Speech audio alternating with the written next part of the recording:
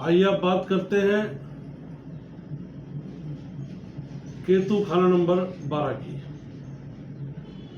तो लाल किताब लिखती है कि ऐशो आराम जद्दी विरसा, यानी खानदान की तरफ से मिला हुआ ऐशो आराम, यानी बहुत बहुत रईस, बहुत पैसे वाले, बहुत शाहाना माहौल के व्यक्ति के यहाँ ऐसा जातक जो है वो जन्म लेता है। अब यहाँ एक हिदायत है, वो उपाय भी समझ सकते हैं आप, हिदायत भी समझ सकते हैं। वो कहता है कि भरे जर कबीला ख्वाब बच्चों से तेरा। अब मैं इसकी हिंदी आपको बाद में समझाऊंगा थोड़ा सा। इवज घर गुरु का तू किस जन्म देगा। तो अब मैं इसकी व्याख्या करके बताता हूँ थोड़ी सी कि भरे जर कबीला ख्वाब बच्चों से तेरा, यानी आपका जो परिवार है, कबीला मीन्स परिवार, वो परमात्मा ने उसको किसी चीज़ की कमी नहीं दी। आपको आपके परिवार दिया, बच्चे दिए, शोहरत दी, पैसा दिया, सब कुछ दिया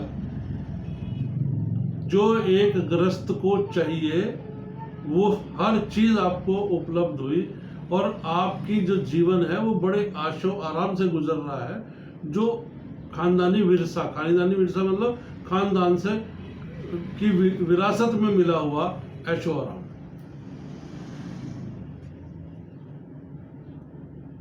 पर जो दूसरी लाइन थी कि इवज घर गुरु का तू किस जन्म देगा, तो मतलब भाई अब वो जो गुरु का ऋण है वो आप किस जन्म में उतारोगे। उस परमात्मा का जो इतनी मेहर है तुम पर, उनके लिए भी तो कुछ करो, उनके बारे में भी तो सोचो।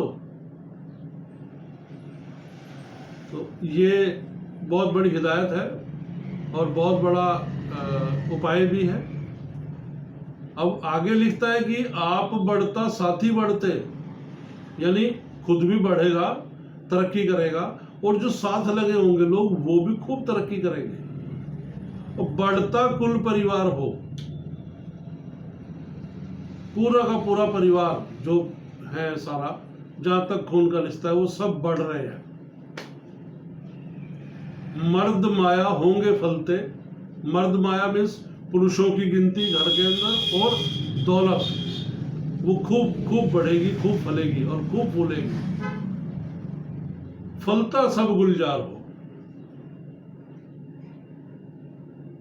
तो उस गुलजार मीन्स पूरा बगीचा जिसे कहते हैं, वो पूरा का पूरा जो है वो खूब खूब खिला हुआ होगा, खूब हर चीज की सुख सुविधा होगी, जैसा कि मैं पहले बता चुका हूं। अब यहां पर भी जो मैं पीछे भी बताया था कि क्योंकि केतु से हम देखते हैं कि जातक की तरक्की होगी कि नहीं होगी, ट्रांसफर होगा कि नहीं होगा, ठीक है। तो वो मैं एक अलग भी वीडियो बनाकर आया हुआ हूं, तो कृपया उसे देख लें। क्योंकि 12 के हम जो, मैं फिर समझा देता हूं कि किसी भी जातक की तरक्की या उसका ट्रांसफर हम केतु से देखते हैं। तो लाल किताब में बिल्कुल अलग चैप्टर है, स्थान परिवर्तन, वो आप केतु से जो देख लीजिए तो आपको पूरा डिटेल पता लग जाएगी, पहले घर से लेकर और 12वें घर। यहां भी वही बात आ रही है कि तरक्की की शर्त है, खूब तरक्की होगी, खूब तरक्की होगी, लेकिन बदलाव नहीं होगा। जातक सोचे कि मैं किसी दूसरी जगह जाकर रह लूं, दूसरी जगह जाकर मैं कहीं अपना बसेरा बना लूं, ना, हो ही नहीं सकता।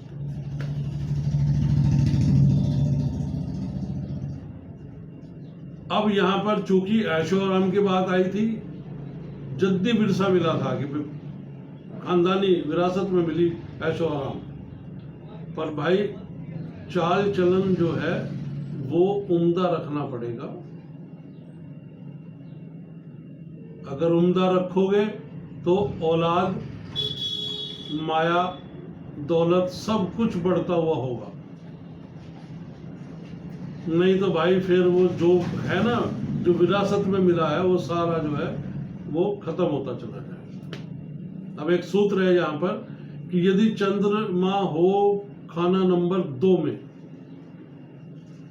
तब इन दोनों ग्रहों में से, यानी केतु खाना नंबर 12 और चंद्रमा खाना नंबर 2 में से सिर्फ एक ही ग्रह फल देगा, या चंद्रमा फल देगा या केतु फल देगा। यहाँ मैं आपको थोड़ा सा समझा दूं कि लाल किताब की अपनी एक अलग ग्रामर है, क्योंकि किसी भी भाषा को समझने के लिए, किसी भी चीज को समझने के लिए उसकी ग्रामर को जानना बहुत जरूरी होता है।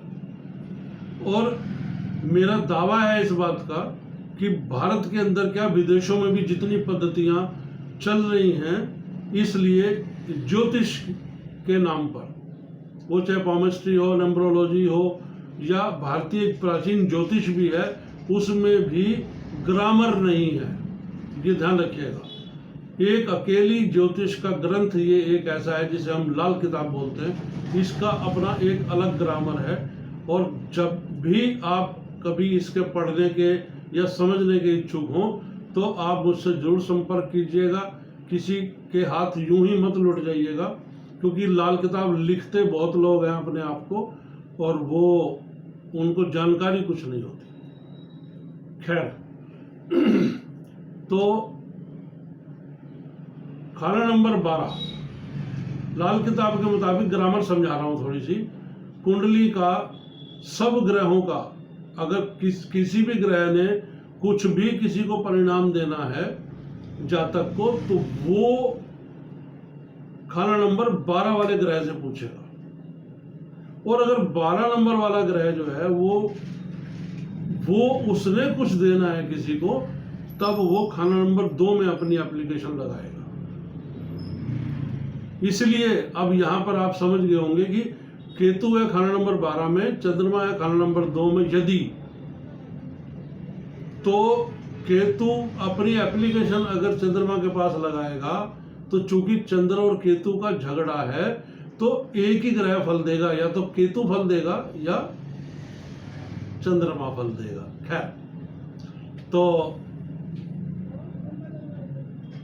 और मंगल राहु का आपसी टकराव होगा, ये ध्यान रखिएगा। किंतु केतु का बुरा नहीं होगा। अब कुंडली के अंदर मंगल और राहु का टकराव हो सकता है, पर ध्यान रखिएगा कि केतु का बुरा नहीं होगा। शुक्र, शनि, गुरु का फल तो बढ़िया ही होगा, ये ध्यान रखिएगा। लेकिन मंगल जो बड़ा भाई है, या ताया है या मामा है, ये किसी प्रकार की, जातक की किसी प्रकार की कोई भी सहायता नहीं करेंगे, ये ध्यान रखिएगा। अब यदि ऐसा जातक कुत्तों को मरवाए या खुद मारे या हुक्म दे के मरवा दे कि जाओ भाई मार दो इसको, तो केतु जो है ना बहुत बहुत बुरा और बड़ा मंदा फल देगा, ये ध्यान रखिएगा। औलाद की मंदी की हालत अगर हो तो राहु का उपाय बहुत जरूरी है। और यदि माली हालत, यानी रुपए पैसे की जो बात है, अगर उसकी हालत आपको, उसको लगे कि आपको भी जीवन यापन के लिए भी ढंग से नहीं मिल पा रहा,